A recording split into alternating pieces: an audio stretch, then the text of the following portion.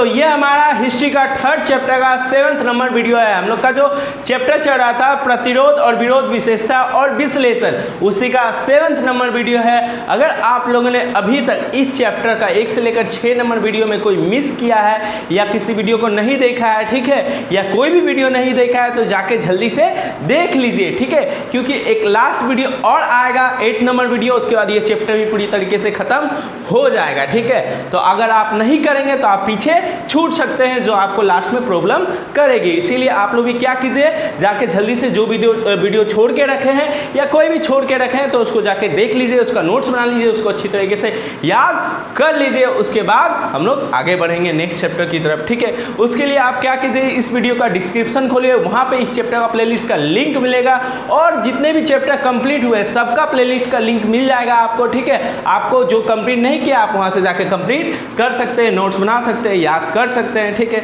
समझ में आ गया। आज थोड़ा मौसम बहुत ये है, बारिश वाला है, ठीक है, तो हम लोग का जो ड्रेस है वो भी सूख नहीं पाता अभी, इसीलिए ऐसा ड्रेस में आ गए, ठीक है।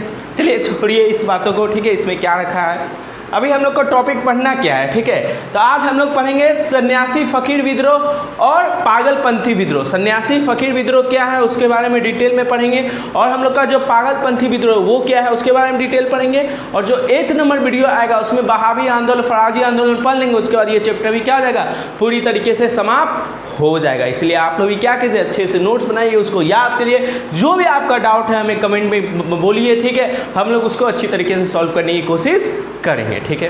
अब हम लोग सन्यासी फकीर विद्रोह के बारे में पढ़ते हैं। तो हम लोग थोड़ा सा इंट्रोडक्शन पढ़ लिए थे। सन्यासी फकीर विद्रोह कब हुआ था, 1763 से 1800 ईस्वी के मध्य ये सन्यासी फकीर विद्रोह हुआ था, ठीक है। अब पहली बात तो यहाँ जो शब्द आता है सन्यासी, सन्यासी या फकीर कहते किसे हैं। अगर सन्यासी फकीर कहते किसे ये आपको समझ में आ जाए तो आपको ये सब चीज़ें समझने में थोड़ी आसानी आ जाएगी। सन्यासी किसे कहते हैं, सन्यासी माने हम लोग के जैसे आदमी होते हैं, ठीक है, पुरुष होते हैं, ठीक है, वो क्या करते हैं, जीवन जो संसार है, संसार में जो सारे रिश्ते नाते हैं, ठीक है, उनसे वो नाता तोड़ देते हैं, उनसे संबंध तोड़ देते हैं और वो भगवान की तलाश में इधर उधर तीर्थ स्थलों पर भ्रमण करते हैं, ठीक है। जहाँ जहाँ पवित्र स्थान है हमारे देश में, ठीक है, वहाँ वो क्या करते हैं, भ्रमण करते हैं, और वो काम नहीं करते, वो क्या करते हैं, दान पुण्य के द्वारा जो उन्हें धनराशि मिलती है उन्हीं से अपना जीवन यापन करता है, क्योंकि उनको पैसे की जरूरत नहीं होती, वो संसार के सारे जो मोह माया है उनका त्याग कर चुके होते हैं, ठीक है। उन्हें किसी प्रकार के जीवन में किसी प्रकार का लालच, किसी प्रकार का मोह माया नहीं होते हैं, वो अपना सारा जीवन भगवान की तलाश में ही व्यतीत करते हैं। ऐसे लोगों को हिंदू धर्म में सन्यासी कहते हैं, और इस्लाम धर्म में जो ऐसे लोग होते हैं उन्हें क्या कहते हैं, फकीर कहते हैं। तो आई होप तुमको सन्यासी और फकीर का मतलब समझ में आ गया होगा। फिल्म तो देखते ही होगे, फिल्म में देखते होगे सैफरन कलर का, ऑरेंज कलर का जो कपड़े पहने जाते हैं उन्हें सन्यासी कहते हैं, और फकीर भी तुम लोग जानते ही होगे। तो सन्यासी फकीर विद्रोह क्या है, सन्यासी फकीर लोग किन्हें कहते हैं समझ में आ गया।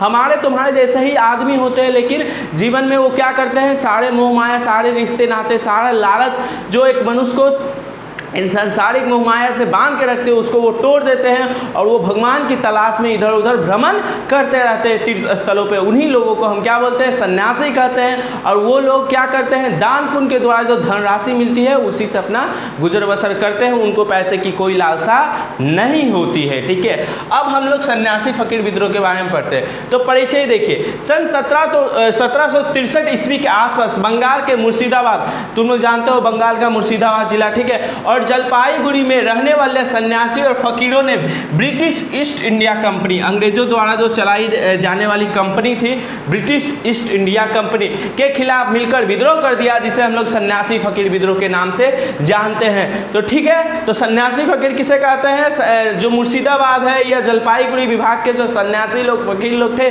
उन्होंने क्या किया, east India company, British east India company, या सिर्फ कभी कभी कंपनी भी बोल देंगे, कंपनी के खिलाफ क्या कर दिया, विद्रोह कर दिया।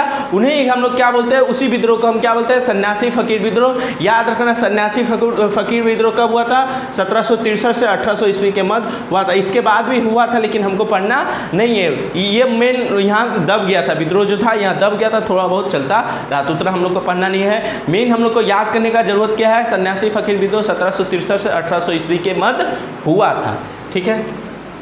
कारण क्या था, मेन रीजन क्या था, ठीक है, इस विद्रोह होने का, ठीक है। सन्यासी लोग, फकीर लोग को तो दुनिया से कोई मतलब है ही नहीं है, ठीक है। जैसा हम बोले तो उनको दुनिया माने इससे मतलब क्या था, उन्होंने विद्रोह क्यों कर दिया, उनको किस चीज़ किस लिए उन्होंने क्या ऐसा स्थिति उत्पन्न हुई कि उन्होंने विद्रोह कर दिया, क्योंकि उनको तो किसी से मतलब होता नहीं है, ठीक है। वो तो सारे मोह माया, सारे धनराशि का त्याग कर चुके होते हैं, लेकिन उन्होंने विद्रोह क्यों किया। देखो बक्सर के युद्ध में, ठीक है, जो बक्सर का युद्ध हुआ था, ब्रिटिश ईस्ट इंडिया कंपनी थे, उन्होंने क्या किया था, भारत का एक भारत में जो बंगाल है, बंगाल का उस समय शासक था मीर कासिम। क्या, मीर कासिम। 1760 से 1763 के आसपास की कहानी है।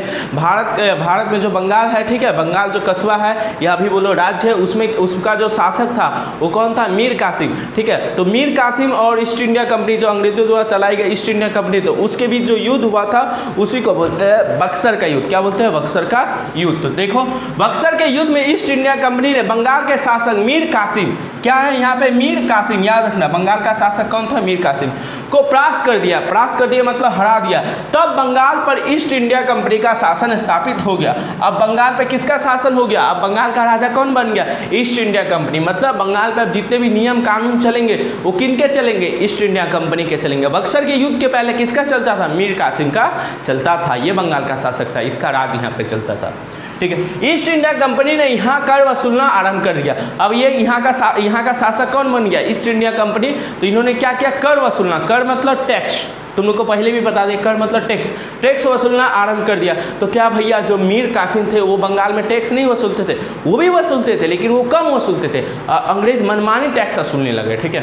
यहाँ के जमींदार यहाँ निवास करने वाले सन्यासी फकीरों को दान देते थे, तीर्थ यात्रा करने के लिए खर्च देते थे और विभिन्न प्रकार के सुविधाएं देते थे। जो मुर्शिदाबाद और जलपाईगुड़ी विभाग के जो जमींदार थे, कुछ जमींदार अच्छे भी होते हैं, ठीक है। इससे पहले जितना भी पढ़े थे हम लोग क्या समझे थे कि जमींदार खराब थे, लेकिन कुछ जमींदार अच्छे भी होते थे।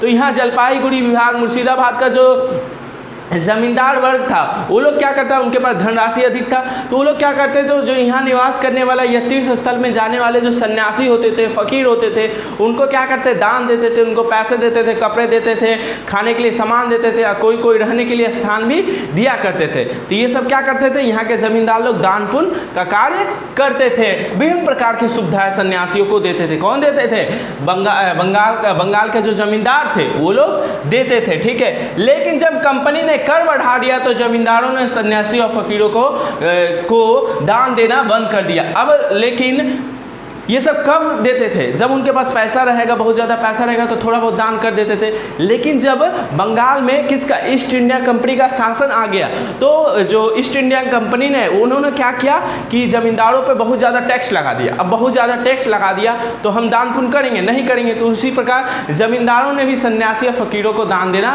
बंद कर दिया। तुम ही सिंपल सा बात करो, तुम्हारे पास पैसा रहेगा 5 रुपये, ठीक है। जब 5 रुपये है तो तुम 8 आना या 25 पैसा दान कर दिया, ठीक है। लेकिन तुम पे टैक्स नहीं लग रहा, हम बोले तुमको 4 रुपये हमको देना पड़ेगा, ठीक है। तो तुम क्या दान पुण्य करेगा, नहीं करेगा। उसी प्रकार जमींदारों ने भी दान पुण्य करना बंद कर दिया, ठीक है। उसी समय 1770 ईस्वी में बंगाल में अकाल छा गया। लोग आर्थिक तंगी से जूझ रहे थे। 1770 ईस्वी में, 1700 को बहुत सारे बुक में लिखा है 1759 ईस्वी में, लेकिन वो नहीं, 1770 ही सही है, ठीक है। तो बंगाल में क्या हुआ, अकाल छा गया। अकाल समझते हो, भूखमरी छा गई, पैसा वैसा कुछ नहीं है, खाने उने का कुछ नहीं है, जल कुछ नहीं है। इस प्रकार की स्थिति जब उत्पन्न हो जाती है तो उसे अकाल कहते हैं। भगवान का शुक्र है कि अभी तक हमारे भारत में, अभी तक हमारा एज है, अभी तक कोई अकाल का हमें सामना करना नहीं पड़ा। पहले करना पड़ता था, ठीक है। बहुत भयंकर अकाल आते थे भारत में, जब लोग भूख के मारे मर जाते थे, बहुत सारे लोग बीमार पड़ जाते थे, मर जाते थे, विभिन्न प्रकार की घटनाएं घटित होती थी, बहुत दर्दनीय वो स्थिति होती है। लेकिन अभी हमारी आर्थिक स्थिति ठीक है भारत की, इसलिए अकाल की संभावनाएं ना के बराबर है, ठीक है। तो वो बात को छोड़ो। 1770 में क्या हुआ, बंगाल में अकाल छा गया। बंगाल में अकाल छा गया मतलब खाने पीना कोई सामान नहीं, गरीब लोग जिनके पास पैसा नहीं वो तो मर ही जा रहे हैं। जमींदार लोग भी बहुत गरीब हो गए, बहुत गरीब, उनके पास भी अपना घर चलाने के लिए पैसा वैसा कुछ नहीं है। क्यों, क्योंकि अकाल छा गया, बिजनेस सारा ठप हो गया, ठीक है। अभी का समय जैसे है, कोरोना की स्थिति में सारा माने जितना बिजनेस है वो क्या होगा, ठप हो गया। तो इसको अकाल नहीं बोलेगा, ये तो नॉर्मल स्थिति है, इसमें खा पी सकते हैं, हम लोग खा रहे हैं, ठीक है। लेकिन उस समय सोचो अकाल छा रहे, किसी प्रकार का भोजन, खाना, अनाज कुछ है ही नहीं, उसी को बोलते हैं अकाल, ठीक है। अकाल छा गया, ठीक है। लोग आर्थिक तंगी से, आर्थिक मतलब क्या होता है, पैसे की कमी से जूझ रहे थे, पैसा उसा था नहीं, खाने पीने का सामान था नहीं, लोग परेशान थे। इतने में अंग्रेजों ने जमींदार पर और कर लगा दिया।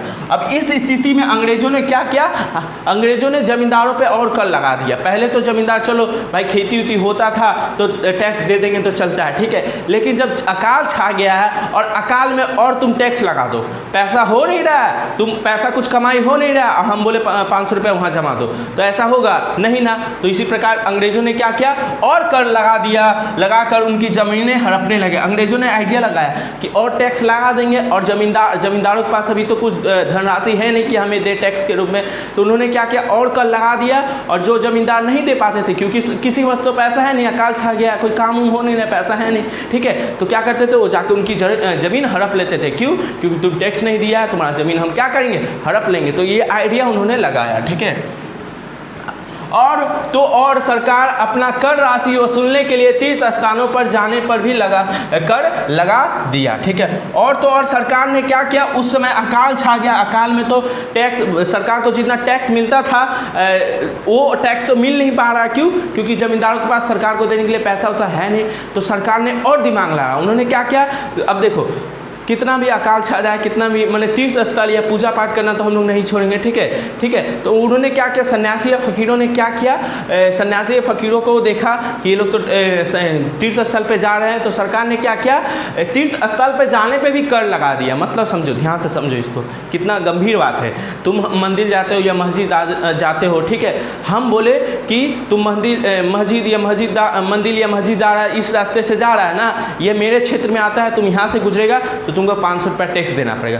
तो सोचो कितना बड़ा बात है, मंदिर मस्जिद या कोई किसी भी स्थान पे जाते हैं, वहाँ पे हमको टैक्स देना पड़ गया, ठीक है। हम भगवान के पास जा रहे हैं, ठीक है, और उस रास्ते से जाने के लिए हमको टैक्स देना पड़ जाता है, ठीक है। तो सोचो कितना बड़ा बात था। उसी पर अंग्रेजों ने क्या किया, सन्यासी लोग जहाँ से तीर्थ स्थल जाते थे, उस रास्ते, वो रास्ता किसके, बंगाल के क्षेत्र के अंतर्गत पड़ता था। तो सन्यासी जो अंग्रेजों ने बोला, बंगाल पे मेरा अधिकार है, तुम यहाँ से जा रहा है तीर्थ स्थल के लिए, तुमको क्या देना पड़ेगा, टैक्स देना पड़ेगा, ठीक है।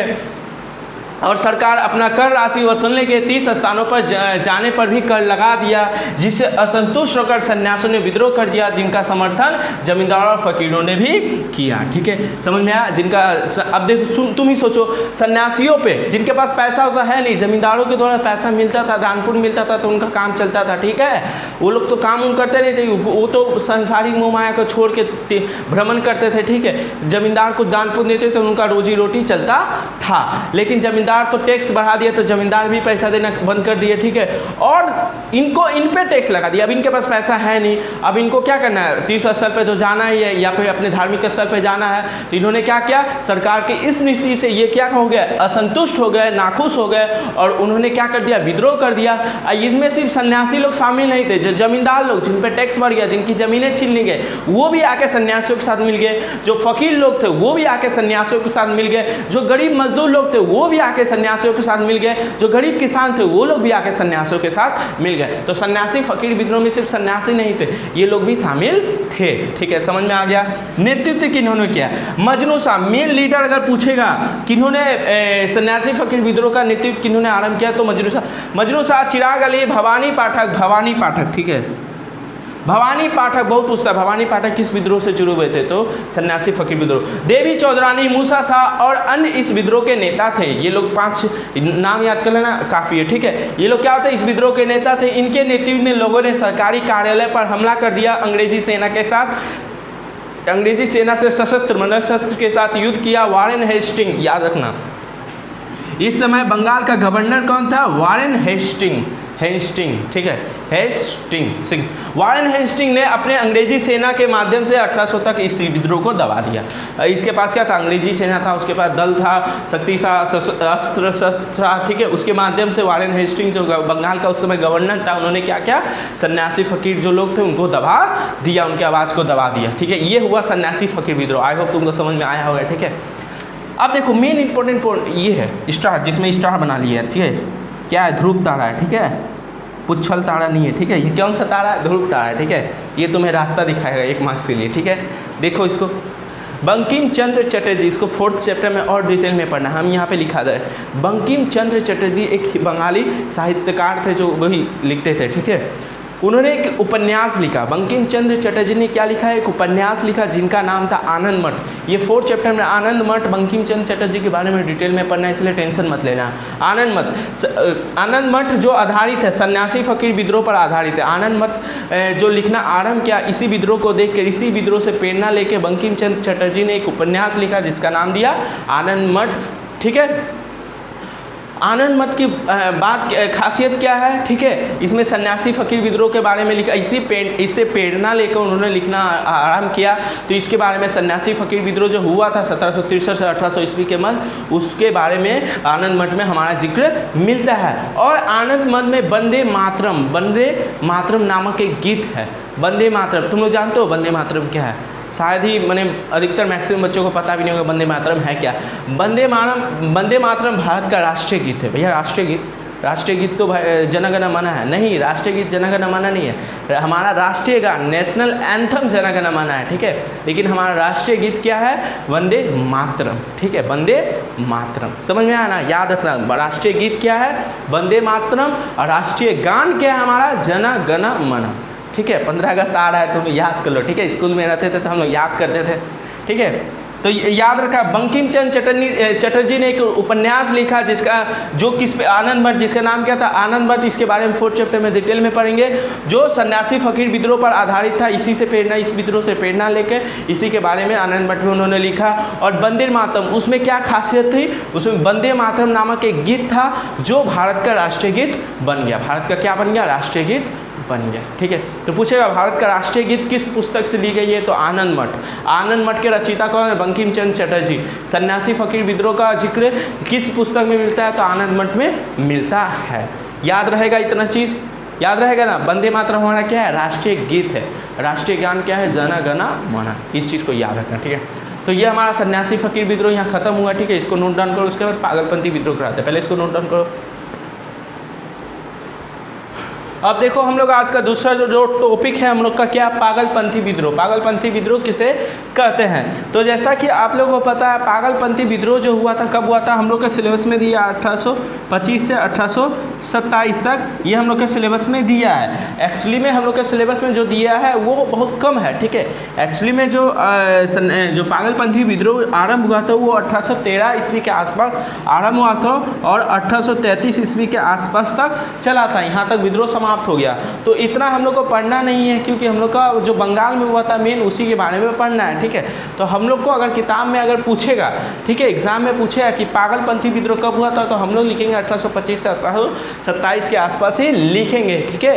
क्योंकि हम लोग के सिलेबस में यही दिया है। मेन कब हुआ था? आरंभ हुआ था यहाँ तक और यहाँ तक चला था। मेन जो इसका मेजर जो हुआ था ना, ये अटैक या आक्रमण बोलो, मेन जो उस विद्रोह ने अपना रूप उग्र रूप धारण कर लिया था वो 1825 से 1827 के मध्य किया था। उसी के इन 2 सालों में जो विद्रोह हुआ था उसी के बारे में हम लोग को डेप्थ में डिटेल में पढ़ना है। इसके बारे में नहीं पढ़ना है। यहाँ से यहाँ के शुरुआत से लेकर अंत के बारे में पूरा नहीं पढ़ना, बीच में से थोड़ा सा पढ़ना है। इसलिए इस बातों को ध्यान रखना, ठीक है। समझ में आ गया? अगर एग्जाम में पूछेगा पागलपंथी विद्रोह कब हुआ था, 1827 से 1825 से 1827 के मध्य हुआ था। लेकिन अगर लिखने आ गया तो हम लोग डिटेल में डेप्थ में लिखेंगे, ठीक है। लेकिन 1-2 मार्क्स में पूछेगा तो ऐसे लिख सकते हो 1825 से 1827 में ये विद्रोह हुआ था। लेकिन बोलेगा पागलपंथी विद्रोह के बारे में डिटेल में लिखो, तो ऐसा हम लोग लिखेंगे जिसमें ये डेट भी आ जाए, ये डेट भी आ जाए, इसके बारे में थोड़ा जिक्र मिल जाए, इसके बारे में थोड़ा जिक्र मिल जाए, और 1825 में 1827 में कैसा विद्रोह हुआ था उसके बारे में भी जिक्र मिल जाए, जिससे हमारा पूरा नंबर मिल जाएगा, ठीक है। क्या पता कोई माने ये भी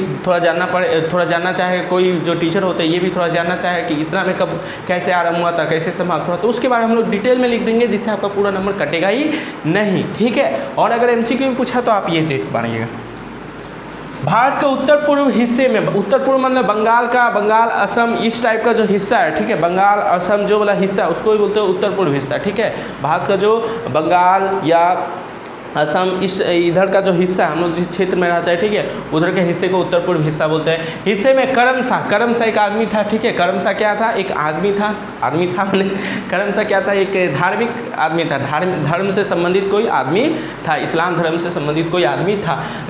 करमशाह ने एक धार्मिक संप्रदाय की स्थापना की जिसे पागलपंथी कहा जाता है, ठीक है। पागलपंथी किसे कहते हैं? करमशाह ने क्या किया? अपनी एक पूजा पाठ का अपना एक अलग तरीका निकाला, ठीक है। इस्लाम से ही रिलेटेड था लेकिन उनका थोड़ा अलग था, ठीक है। उनके जो अनुयायी थे, फॉलोवर्स थे, उनको हम लोग क्या बोलते हैं? पागलपंथी। मतलब वे लोग जो करमशाह के जो सिद्धांत थे धर्म से संबंधित, उनको पालन करते थे, उनको ही हम क्या बोलते हैं? पागलपंथी लोग बोलते थे, ठीक है। ये लोग बड़े शांति भाईचारा रखने वाले लोग थे। जो पागलपंथी लोग थे या पागलपंथी के जो लोग थे वो लोग क्या थे? बहुत ही शांति थे, ठीक है, शांति प्रिय थे और भाईचारा मतलब सबसे मिलजुल के रहने वाले लोग थे। जब 1813 में करमशाह के पुत्र, याद रखना, करमशाह के पुत्र टीपू शाह को पागलपंथियों का नेतृत्व का मौका मिला तो क्या हुआ? 1813 ईस्वी के आसपास करमशाह के जो पुत्र थे, करमशाह के पुत्र कौन थे? टीपू शाह। कौन थे? टीपू शाह, ठीक है। तो 1813 ईस्वी के आसपास जो पागलपंथी जो लोग थे, जो किसको फॉलो करते थे, किनकी आज्ञा का पालन करते? करमशाह, ठीक है। करमशाह के बाद उनके पुत्र टीपू शाह ने क्या किया? इस पागलपंथियों का नेतृत्व किया, उनको नेतृत्व का मौका मिला। उस समय अंग्रेजी सेना और जमींदार गरीब किसानों और मजदूरों पर लगान वसूली के लिए तरह तरह के अत्याचार किया करते थे। उस समय क्या हुआ था? ये तो धर्म से रिलेटेड था, लेकिन टीपू शाह ने देखा कि यहाँ के जो गरीब किसान हैं या गरीब लोग हैं उन पे अंग्रेज लोग क्या कर रहे हैं? कर को वसूलने के लिए तरह तरह के अत्याचार कर रहे हैं। अर्थात टीपू शाह ने अपने मिट्टी निर्मित किले से अल्लाह के नाम पर, अल्लाह को नाम लेकर अपने शासन की घोषणा कर दी। टीपू शाह के उस समय फॉलोवर्स बहुत थे, फॉलोवर्स मतलब बहुत जो पागलपंथी लोग थे, पागलपंथी लोगों की संख्या उस समय बहुत ज़्यादा लोग थे जो करमशाह या टीपू शाह के आज्ञा का पालन करते हैं। तो टीपू शाह ने देखा कि इतने सारे लोग मेरे को फॉलो करते हैं, मेरी आज्ञा का पालन करते हैं, तो उन्होंने क्या किया? अपना एक मिट्टी का किला था, समझ लो घर था, उस पर क्या किया? अल्लाह का नाम किया, अर्थात भगवान का नाम लेके बोलते हैं ना, भगवान के नाम पर ये काम कर लो, उसी प्रकार अल्लाह के नाम पर उन्होंने क्या किया? अपने शासन का मतलब उस समय से बोल दिया कि अब हम इस क्षेत्र का राजा है, ठीक है, और हम ही क्या करेंगे? यहाँ के जितने नियम कानून होंगे मैं ही बनाऊंगा, ठीक है। और ये इतना उस समय इतना मैंने शक्तिशाली हो गया था, बहुत ज़्यादा शक्ति, बहुत सारे लोग इसको फॉलो करते थे, इतना शक्तिशाली हो गया तो ये अपना कोर्ट खोल लेता है, कोर्ट समझते हो, अपना अदालत सब कुछ खोल लेता है, ठीक है, अपना एक न्यायाधीश बैठा देता है। इस प्रकार का विभिन्न प्रकार का उतना हमको डेट में पढ़ना नहीं है। तो ये क्या कर दिया? अपने आप को राजा घोषित कर दिया, क्योंकि इसके उस समय फॉलोवर्स बहुत थे, बहुत लोग इसकी आज्ञा का पालन करते, इसलिए उस समय क्या किया? अपने आप को राजा घोषित कर दिया। टीपू शाह ने 1825 में मेमन सिंह और शेरपुर दो जगह है जो अभी कहाँ है? बांग्लादेश में, याद रखना, मेमन सिंह और शेरपुर कहाँ है? बांग्लादेश में, ठीक है। बांग्लादेश जो है दूसरा देश है, ठीक है, उस में है। पहले ये सब कहाँ था? पाकिस्तान, बांग्लादेश, अफगानिस्तान सब भारत में ही हिस्सा था, लेकिन धीरे धीरे समय पे ये क्या हो गया? भारत से अलग हो गया, इसीलिए यहाँ पे जिक्र मिल जाता है बांग्लादेश का कब था? इस समय बांग्लादेश कहाँ था? भारत का ही हिस्सा था, हमारे बंगाल का ही हिस्सा था, ठीक है। तो इसीलिए यहाँ का जिक्र मिलता है। पर अधिकार कर लिया, मतलब मेमन सिंह और जो शेरपुर जगह है वहाँ टीपू शाह ने बोल दिया कि अब यहाँ का राजा मैं हूँ, यहाँ का शासक मैं हूँ, तुम यहाँ पे जितने भी नियम कानून लगेंगे मेरे नियम कानून, मेरे द्वारा लगाए गए नियम कानून लगेंगे। अंग्रेजों को कर देने से इनकार कर दिया और बोला मैं यहाँ पे शासन करूँगा और अंग्रेजों को अब मैं कर नहीं दूंगा, तुम लोग भी कर अंग्रेजों को मत देना, कर मतलब थे। परंतु 1831 ईस्वी तक टीपू शाह के अनुयायी कम हो गए, मतलब इसको जो फॉलो करने वाले लोग थे, ठीक है, वो कम हो गए। पहले 50 लोग फॉलो करते थे, धीरे धीरे 25, 15, 20 मतलब ऐसे उनकी जो संख्या थी, फॉलोवर्स की संख्या थी, वो धीरे धीरे कमने लगी। अब फॉलोवर्स कम जाएगा तो इसका शक्ति भी क्या हो जाएगा? कम जाएगा। ओबीसी बात है, मेरे को 50 जन फॉलो करता है तो हम बोलेंगे हम देख लेंगे सबको, ठीक है। और मेरे पीछे अगर 10 लोग रहे तो धीरे धीरे मैं क्या हूँगा? कमज़ोर हो जाएगा, और जब अकेला हो जाएगा तो मैं साइड से निकल जाऊँगा। उसी प्रकार इसके साथ हुआ, ठीक है। ये क्या हुआ? पहले ज़्यादा लोग इसको फॉलो करते थे तो हम पूरा एकदम राजा घोषित कर दिया पूरा, ठीक है, अंग्रेज को टैक्स देना बंद कर दिया, ठीक है। और जब इनको फॉलोवर्स की संख्या धीरे धीरे क्या हो गई? कम गई। इसको जो अनुयायी थे, जो पागलपंथी लोग थे, इनको साथ छोड़ने लगे तो धीरे धीरे इसकी शक्ति भी कम होने लगी और 1833 ईस्वी तक विद्रोह समाप्त हो गया। और 1833 ईस्वी तक विद्रोह क्या हो गया? समाप्त हो गया। मेन हम लोग को ये वाला याद रखना था कि 1825 में इसने क्या किया था? अपने आप को राजा घोषित कर दिया था। मेमन सिंह शेरपुर जो बांग्लादेश में स्थित है, ठीक है, जो जगह है उस पर क्या कर दिया? अपना अधिकार स्थापित कर दिया, ठीक है। लेकिन जैसे जैसे इसकी फॉलोवर्स की संख्या कम गई, इसका जो राजपाट है वो भी क्या हो गया, समाप्त हो गया। और इसका जो विद्रोह था, जो अपने आप को राजा घोषित करके टैक्स देना बंद कर दिया था, वो भी धीरे धीरे समाप्त हो गया। समझ में आ गया? तो ये हमारा पागलपंथी विद्रोह भी क्या हो गया, समाप्त हो गया। ठीक है, अब हम लोग नेक्स्ट वीडियो में बहावी फराजी करेंगे, जिसके बाद ये चैप्टर भी पूरी तरीके से ख़त्म हो जाएगा। आई होप तुमको समझ में आ रहा होगा सब कुछ। ठीक है, कुछ भी डाउट हो तो तुम कमेंट कर सकते हो, हमें पूछ सकते हो, हम लोग वहाँ पे ज़रूर से ज़रूर अवश्य रिप्लाई देंगे। ठीक है, तो अब मिलते हैं नेक्स्ट वीडियो में।